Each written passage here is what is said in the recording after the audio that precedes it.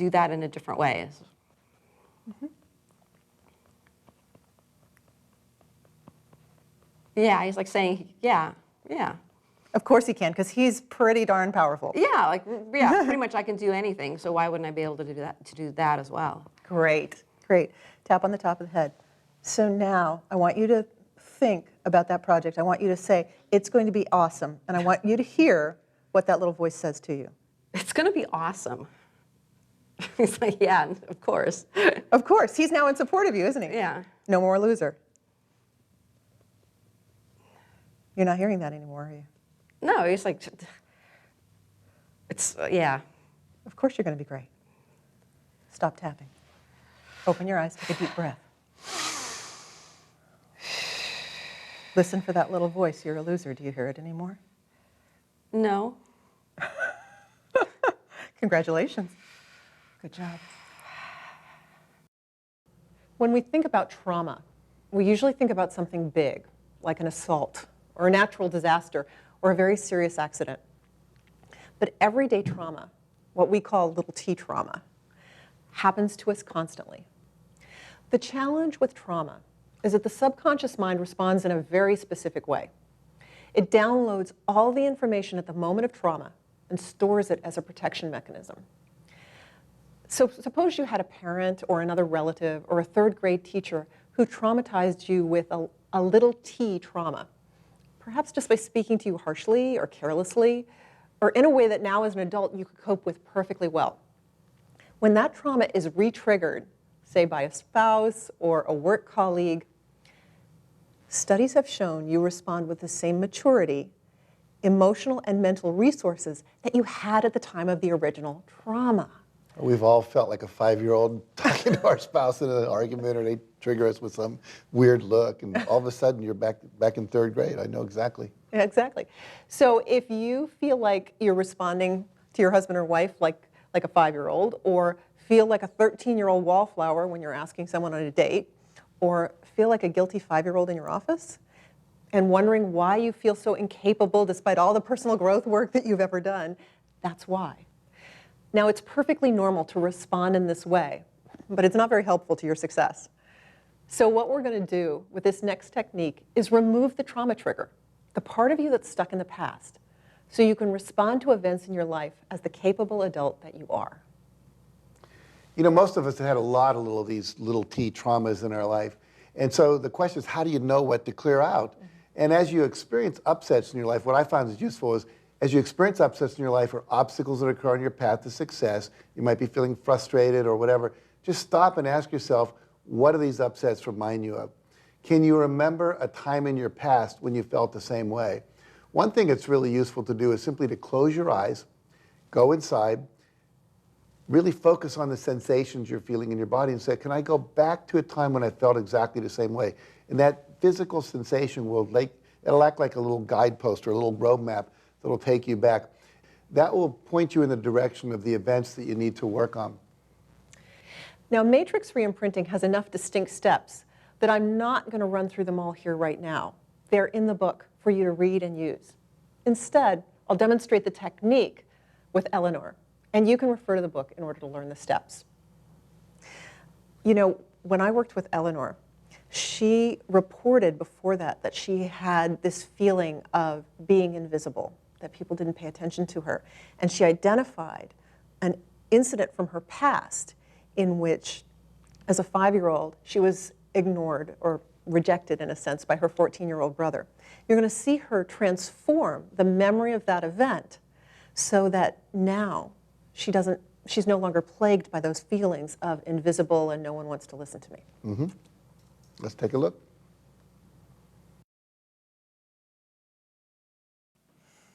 I want to do some matrix reimprinting with you on that incident that you described from your childhood with your older brother. Mm-hmm. And it's really interesting because when I was reading the questionnaire that I asked you to fill out for this, one of the things I noticed was that you said you feel unloved, you feel not valued. And then when you described that incident from your childhood, I saw a direct connection between that and those feelings that still come up for you now. Does that make Yes. sense? That resonate with you? So let's see whether taking care of that childhood incident has an effect on those feelings of being unlovable or unloved today. Does that make sense? Yes. Okay. So the thing I want you to do is just in a couple of sentences, set the scene for me. So go ahead and describe what happened briefly. When I was small, when I was 4 or 5, I don't remember how old, I used to adore my older brother, and he's about 10 years older than me. And I would always kiss him and hug him. And I saw it as a way for me to, wanted to express happiness in the family. And when that summer he went away to hockey camp, and we went to go pick him up, and I went running up to hug him and kiss him and be my usual super loving and affectionate self, and he wouldn't let me do it because all his teenage hockey players were around, and he was embarrassed to have a little sibling pay attention to him. Sure, at 14, yeah. Yeah. Yeah. Understandable now, but not to the 4 or 5-year-old, right? And how did you feel? I think I felt mad. You know, how dare he not realize it was a good thing that I was appreciating him so much.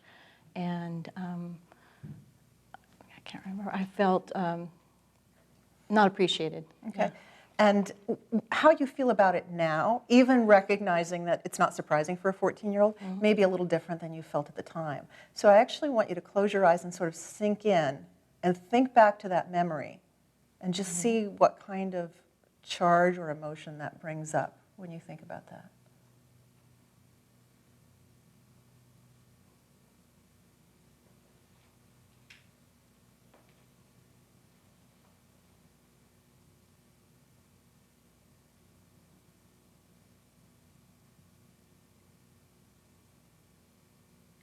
Can you feel the pain of the little girl?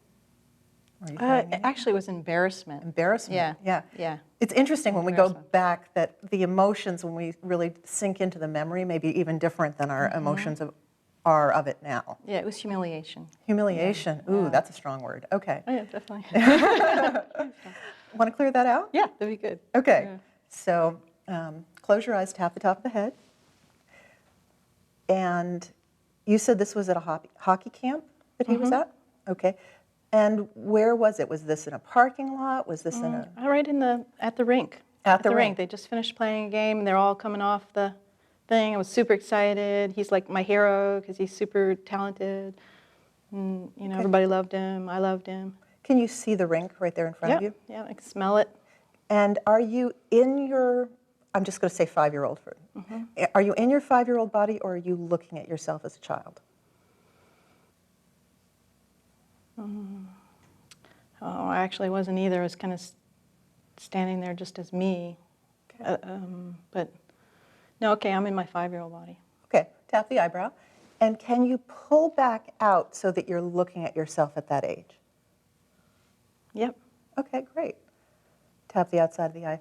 Can you step into the rink as you are now as an adult? Can you step into that scene? Yep. Great. Okay. Tap But me and the little... Yes, you and Both the of little us. girl. Both of us. Both of you. Okay. Tap under the eye. Okay. So now what I want you to do is, has this already occurred? Has she run up and hugged him, or has that yet to happen? No, she's getting ready. Okay. So why don't you go ahead and let her do that? And then... I think my mom actually pulled he made faces, and I think she's pulling my arm back and saying, well, no, maybe don't do that, or I don't know. Okay. So you're seeing the little girl do what? Being pulled back by her mom right now? Sure, yeah, I'm not really sure, but yeah. Okay. Tap under the nose.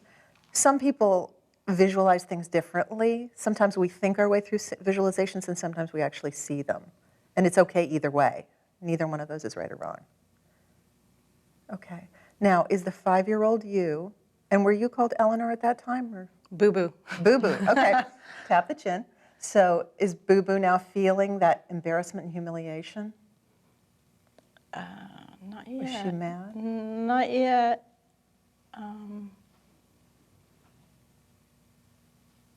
I think I may have hugged him actually, and he just was really embarrassed and didn't, I don't know, push me away or something. Okay. So where is she now? What's going on with her? Just feel embarrassed, like I did the wrong, you know, I embarrassed him, and so I feel embarrassed, like I did it was inappropriate, you know, didn't do what he wanted me to do. Okay, I want you to separate yourself from the little girl, though. Okay. So is she feeling embarrassed and you're watching? You may also be feeling embarrassed for her. But can you separate yourself from her? Okay, great. So what's going on with her? Well, actually, this common thought I had as a child, like, this family is stupid, it's screwed up. How did I end up with this family? They're idiots. Okay, tap the collarbone. And what I want you to do is I want you to freeze the scene so that only Boo Boo and you can see each other and talk to each other. Everyone else is frozen in time. Can you do that? Great. So go over to her and tell her you know this really cool game and ask her if you can tap on her. Okay. What does she say? Is she okay with that? Yeah, she's a little distracted, but yeah. Tap under the arm. So go ahead and, in your mind, as you're tapping now on yourself, I want you to envision tapping on her, okay? Oh, she's ticklish. Let's tap on the top of the head then. Let's not get her too ticklish. And ask her how she's feeling.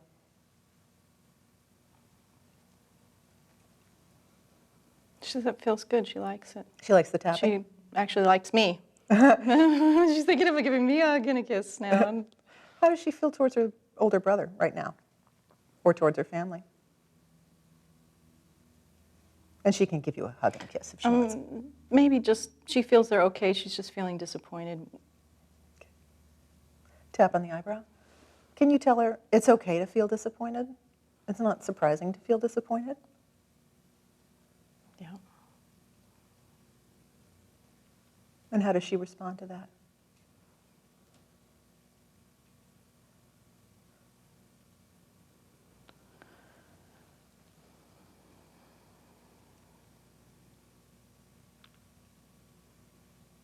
I don't know.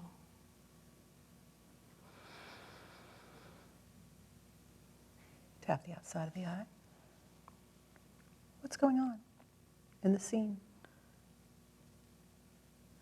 She's kind of moved on pretty quick. I mean, other than she's kind of decided, well, to heck with him. I don't know if she decided right then and there, but she did decide to transfer her affections to the older sister. What did she decide about herself in that moment? A whole bunch of, I don't know, I have a whole bunch of thoughts. Like, people Okay, don't... hold on a second. Because I don't actually want you to guess. I want you to ask her. Okay.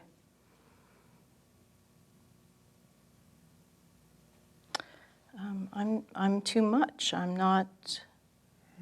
I have too much life, energy, love, you know, and they Tap under the eye. don't know what to do with it. And they don't know what to do with it. Yeah. Is that the kind of thing she's saying? Yeah, yeah. Okay. Great.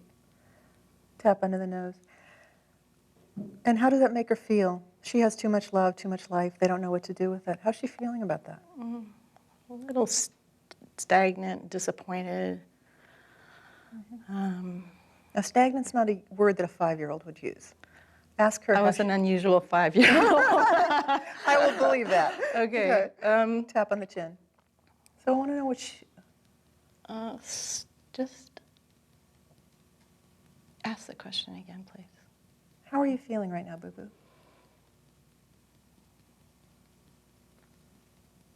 I don't know what the words are. This mostly just disappointed, yeah. Disappointed because, you know, he's having fun with the game. I'm expressing furthering of the excitement of everybody cheering for the game. And I don't have any way to express the enjoyment of it, the fun, the appreciation and happiness about it. And so I'm not significant. The way I'm doing it's not right. Now you've got it. Now you're tuned in, aren't you? Yeah. Yeah, tap the collarbone. Good job. Good job. So what do you know, Eleanor, now, as an adult, that you can share with Boo Boo to help her? Do you have something that can help her?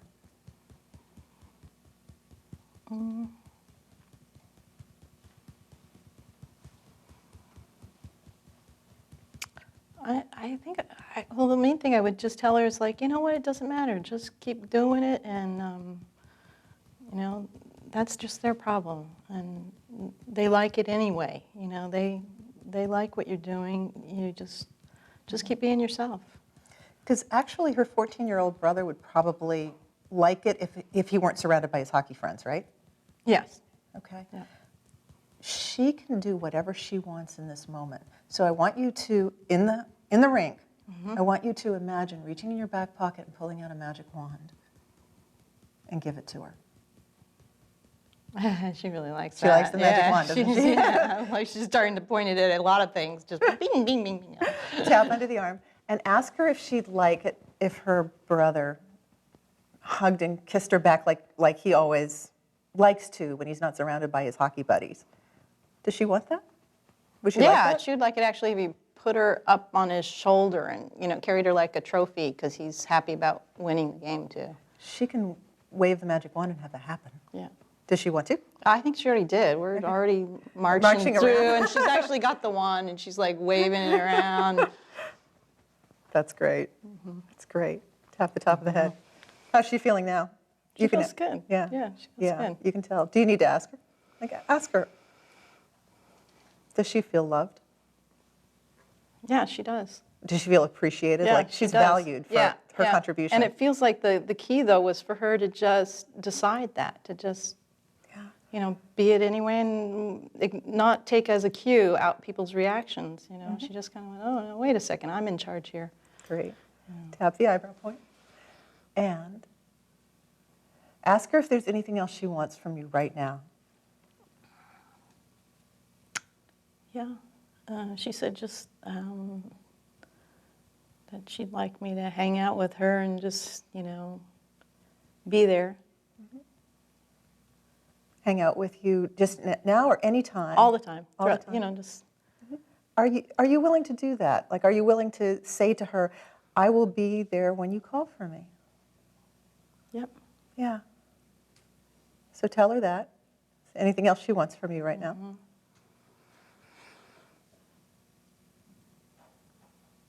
Yeah, she just wants me to remind her to just be herself and not worry about that, you know, most people are a little stuck, and that just be yourself and you're the leader. You're the leader. You're the leader. I love it. Yeah. Okay. Tap under the eyes. So now what I want you to do is I want you to imagine beginning to make the journey back.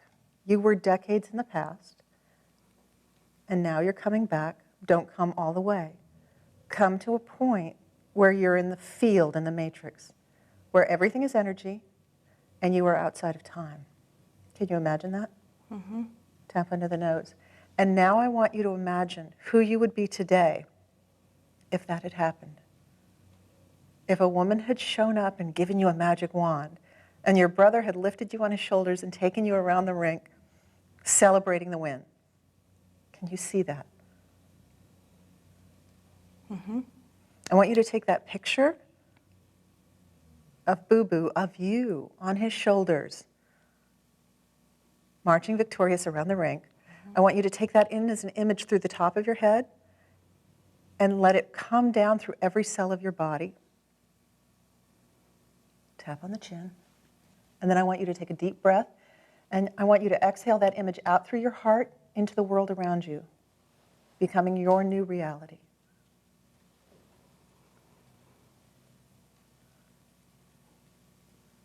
Tap on the collarbone.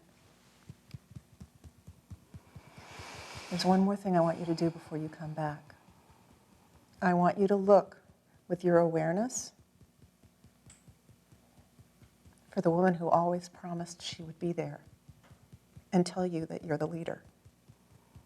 She's still there. Can you feel her? Does she have anything to say to you right now?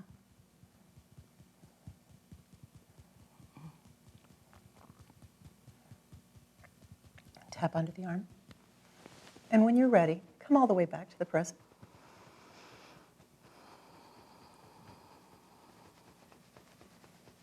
Take a deep breath. When you think about that incident in your childhood, does it still look the same way it did 10 minutes ago? No.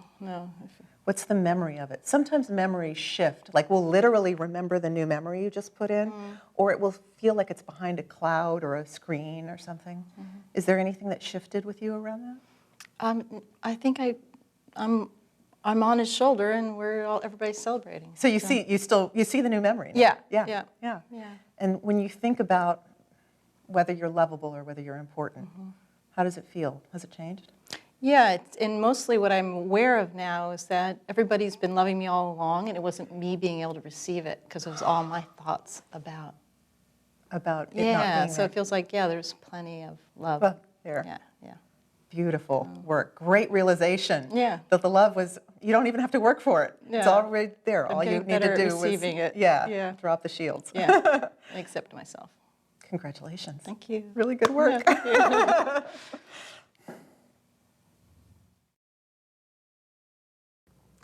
Sometimes we can be more aware of sensation in our bodies than we are clear in our thoughts. And when you're focusing on some issue or event that gives you a certain bodily sensation, we can actually use tapping to clear the sensation and often the issue without necessarily even knowing what the thoughts are behind it. That will disappear as well. This is great for people who tend to be more kinesthetic, who are more oriented to feelings than to words or visual images.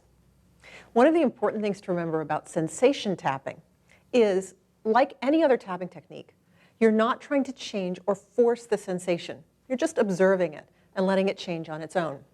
Sometimes sensations will move to other parts of your body, they'll shift around, or they'll change as you tap. So we'll just follow the sensation and keep tapping on whatever is still present. You're going to see us do this now with Dina. Dina came with a particular fear that she experienced in her body as a sensation. Dina said she's very kinesthetic. She often uses feelings and she has sensations in her body. So sensation tapping is perfect for her. What you'll see in this demo is very interesting. It didn't turn out the way either one of us expected it to. We were both looking, I think, for the sensation to diminish or evaporate, and instead it transformed so that she had power in the situation. But anyway, let's watch. Okay, good.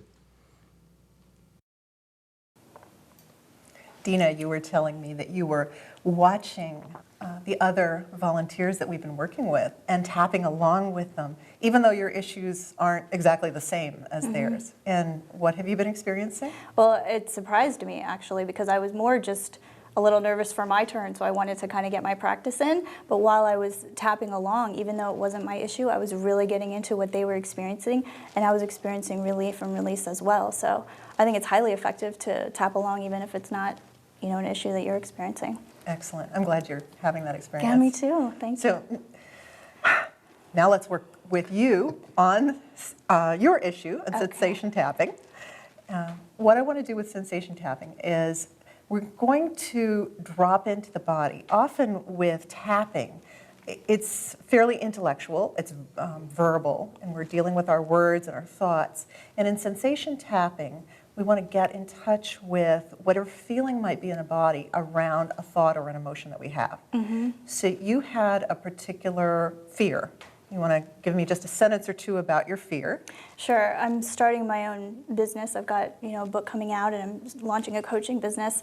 And I've been working part-time to pay the bills. And at the end of this year, in just 6 weeks, I'm going to be quitting that job. And I feel like I'm cutting that cord of my safety net. And my gut is telling me all signs point to yes, but still I feel this paralyzing fear that I'd really like to let go of. Okay. Yeah. Okay. So go ahead and why don't you close your eyes and just drop into your body and go ahead and feel that fear. You're cutting that cord, your safety net. In just a few weeks, no more part-time job. Is there a place in your body that you experience that fear? Yeah, actually, it's like right underneath where my heart is, right here. Okay. And on a scale of 0 to 10, how strong is that? At least it's like an 8. Okay. So go ahead and start tapping the top of the head. You can keep your eyes closed if you want. Okay. Because I want you to continue to focus on your body. And we're going to work on this fear just from that feeling of sensation. So you said it was right there, sort of at your solar plexus? It's like a brick, a lead brick that's like really long and takes up the whole space here. Okay, great description. Tap on the eyebrow. And does it cause you pain? Does it have a feeling like heaviness or tingly? Or? Totally heavy, really heavy, paralyzingly heavy. Can't move. Okay. Tap the outside of the eye. Now, the one thing I want you to do is don't actually try to change the brick. I just want you to notice it. You're just going to continue observing it as you tap. And if it starts to shift or change, I want you to let me know, but don't try to force it yourself, okay? Okay. So how big is this lead brick? Well, it's like only a couple inches tall, but it's like 8 inches long and as wide as my body. Okay. Tap under the eye.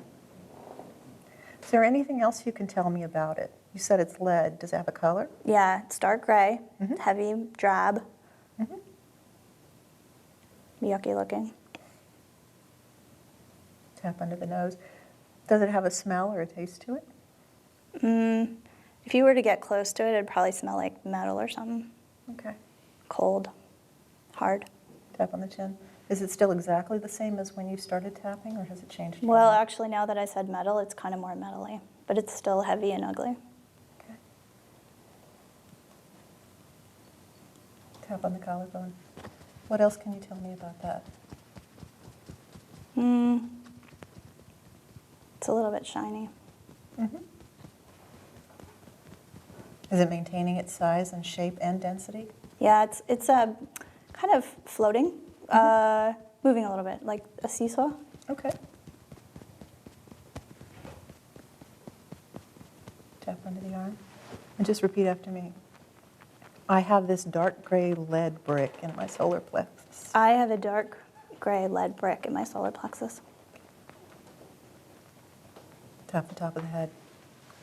All that fear is being stored in my solar plexus. All that fear is being stored in my solar plexus. Keep watching that brick. Tap on the eyebrow point. As you continue to tap, just observe the brick. Tap the outside of the eye. Is it still the same? It's a slightly skinnier, From top to bottom or side to side? like thickness, width. Okay. Tap under the eye. Just observe it.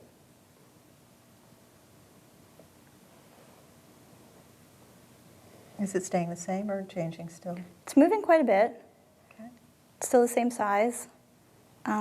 It seems to maybe not have lost its lightness, but there's something around it that's able to move it, Okay. which I didn't know about that it could move before. Okay. Tap under the nose. Is it moving as though it's controlled by something or like it's floating on water? Like there's a force in there that can get rid of it if the force gets strong enough. Okay. Tap on the chin. What else?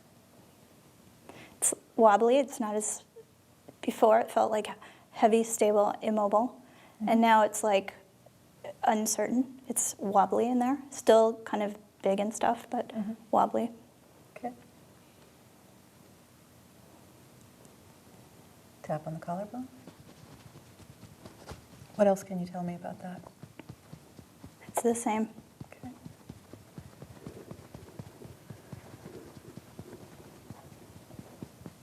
It doesn't necessarily have to change for you to continue to describe it. Oh, sorry. That's okay. Yeah, it's like the way that it's moving, kind of unsteady. It's almost like the way that it would be floating if it was in the ocean, those unpredictable waves, the way that it kind of floats on top of those. It's moving in an unpredictable way. Fear does that sometimes.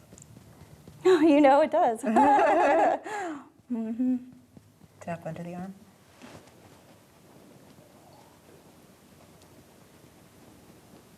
Is it still moving? More? Less? More. More? More wobbly, more, you realize even though it's heavy, it's not as serious as you think it is. What do you mean by that? Well, I mean, even though how heavy it is, you know, because if you were to throw a piece of real heavy metal in the ocean would still have its way with it. So it doesn't really matter how big it is if the force around it can, you know, just kind of get rid of it or play with it how it likes to. Are you really aware of the force around it now? Yeah. Yeah? Oh, yeah. What's that force like?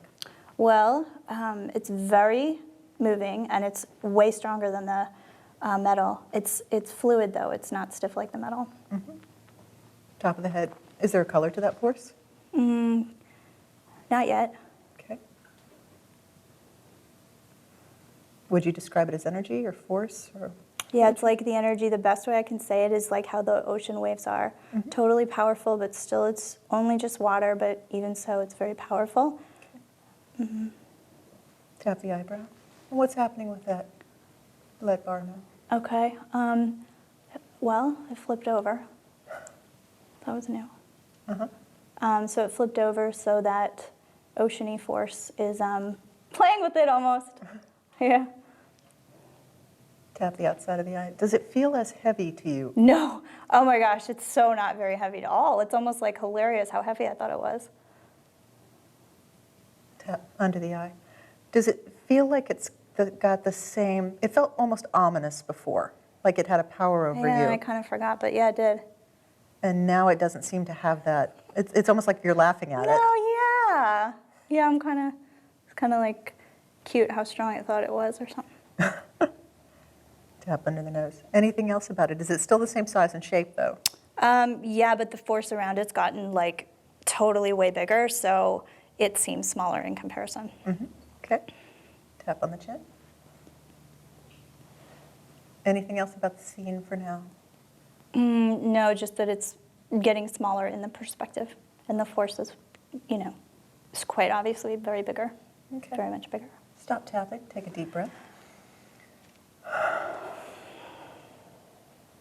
Now, when you look at that fear, how does your fear look now? You know, I got so caught up in that object, I forgot that it really was the fear. But I really, you know, it feels like there is a force inside of me that's way stronger than that. And it doesn't have to, you know, as long as I keep that growing and strengthening and in motion, the weight of that fear is nothing compared to the, you know, the strength around it. Great, great. You can do a lot of different things with a fear. You can use any of the different tapping techniques on it to play with it. It might end up shrinking of its own accord, or it might be that, again, you go through a day and you look for the fear and you can't find it. It's disappeared into the ocean of the force. I don't know if that will happen or not. It's something to continue to play with, but already you can feel the level of fear in you feels completely different. Yeah. It's like I'm no longer a victim of my fear. Yeah. It's like I felt like I was underneath it before. It was this overpowering force, and now I'm kind of looking down and I have that perspective of it being much smaller. Oh, great. Yeah. Beautiful. Beautiful. I was going to say that energy is your high self. So when you're looking down on it, that makes total sense. That is your essence, which is much bigger than any fear that can ever stop you. Good job. Yeah. Thanks. Thank you. Thanks so much. Firm stand tapping is great for clearing out the resistance to an affirmation. It looks a little like an argument. And we're going to alternate our affirmation with all of the reasons why we can't achieve that or it doesn't feel true. You may need to do a number of rounds of tapping before the affirmation feels 100% true. Here's a hint. Use a choice statement for your affirmation because it's easier to have that feel true. You can always choose a certain thing in the given moment. So, for example, rather than saying, I am this way, you can say, I choose to be this way. You don't want to speak very quickly as you're doing this technique because you're looking for the feeling of the affirmation and then the feeling of the objection to the affirmation. So don't just say the words, feel how true they feel to you. Firm stand tapping is a great technique for discovering all the different aspects of an issue. As you speak the affirmation and new objections occur to you, you can even jot them down. So at the end, you can make sure they've all been taken care of. You can even switch to another tapping method if you find an objection that you'd like to work on with a different method. We're going to demonstrate this now with Bob. First, you'll see that we did firm stand tapping with him. What he thought was his issue was not truly his issue. And that came out during the firm stand tapping. So we stopped the firm stand and we went into an SOS tapping routine to clear the challenges to him moving ahead in creating his new business. Now, Bob is a beautiful man. He's a very wonderful physician who's now creating a job as a speaker to help other doctors live their lives more powerfully. And he is very low key, but you'll notice that he's got a lot of strong emotion stopping him from moving forward. And then it all transforms into ease and to emotions that he'd much rather feel. So let's watch. Bob, I want to work on that question that you had using the firm stand tapping technique. So would you give me that question again, and then we can sort of take it apart and put it into the tapping? Sure. So the question that I'm trying to work through is, how do I most effectively share my message with the people that I'm trying to reach so that they can experience the transformation that I'm trying to help them with? Great, great. And you're a physician and a speaker. And here's the thing. Because we talked, and I know that you actually have a fear around this, I'm going to suggest that it's not a question, that it's actually a statement that we like to phrase as a question. So we like to say something like, how could I ever do this? Or how can I effectively communicate? When in fact the fear is, I can't effectively communicate. You may have a question as well. You know, intellectually you're working on the question, but the fear is that I can't do it. Does that ring true for you? That feels right. Yeah. So on a scale of 0 to 10, when you really sink into the fear, because I know you've done a lot of work and intellectually you've got it up here. When you sink into the fear, how strong is it?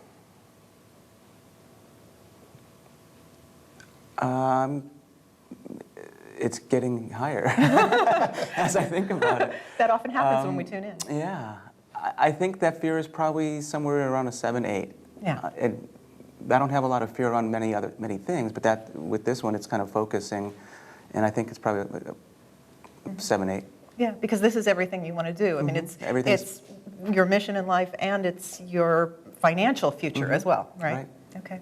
Right. So with firm stand tapping, what we do is we take a statement that you'd like to believe emotionally, and you're going to state that every other tapping point. And in between, you're going to shift from that to sort of what the little voice is saying or what you're really feeling inside. So let's craft a statement that you'd like to believe. That, and what would you say based on that fear? What would you say the opposite of that is? What you really want to embrace emotionally? That I'm completely effective at expressing, at sharing my message and helping people achieve a transformation. Beautiful. Okay. I am completely effective at sharing my message and helping people achieve transformation. Is that it? Beautiful. I love it. Okay. And so when you say that, how true does that statement probably feels true in one sense. It's like, yes, yes, I love that. And it resonates with you. And then there's that fear of a 7 that you can't. Right? Well, I know that when I'm connecting with people and sharing, that's happened. So I know what it feels like to have it happen, to be there. But my success in moving forward is dependent on doing that for many people. So that's, and they're a group. I'm working with physicians and healthcare providers that I find sometimes tough to receive messages that are outside the box for them. Okay, so actually what I'm going to suggest is, this is great, and as we do the firm stand tapping, this will probably come up. This is one aspect of it. Part of it is, am I a completely effective communicator, or I'm not? And the other part is, and can they receive the message? Do you see those as two different aspects? Yes. Okay, yes. So let's start the firm stand tapping, and we may run through multiple aspects of this, all right? Okay. So we start here, and you start by stating that beautiful affirmation, I am a completely effective communicator. I am a completely effective communicator. Finish it. And I'm a completely effective communicator, sharing my message and helping people experience a transformation. Great. Tap the eyebrow. Now, what's in the way? What's not true with regard to that statement? That I am not able to effectively communicate my message. Okay. Tap the outside of the eye. State the affirmation again. I am a completely effective communicator at sharing my message. Great. Tap under the eye. Okay. And what's in the way of that? What fear or doubt comes up when you say that? It may be that that's baloney, or it may be, or I have doubts, or what actually comes up for you?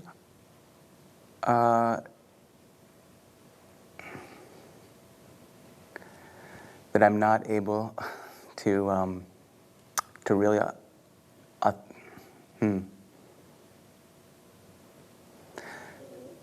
that I'm not able to articulate. I'm not able to share.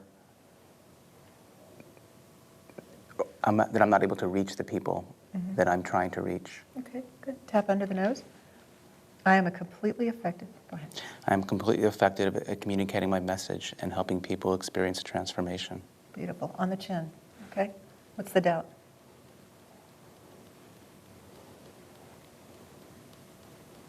Right now, I'm just seeing an empty room that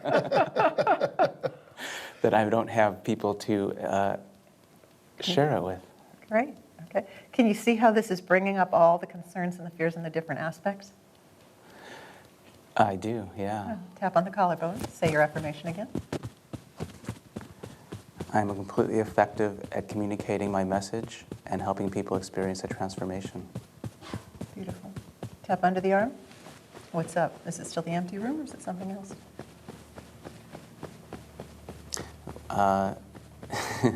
Now I was envisioning myself on the phone speaking to an empty line. Tap the top of the head. Say your affirmation again.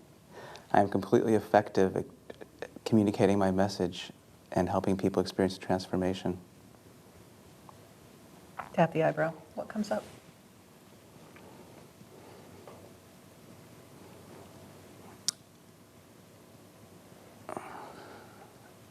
That's not true. Okay. Why not? Because I actually believe that I can communicate effectively. Tap the outside of the eye. Make your statement, positive statement again. I'm completely effective at communicating my message and helping people experience a transformation. Great. Tap under the eye.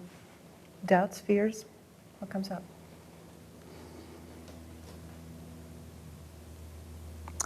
I'm still coming back to that. That there aren't enough people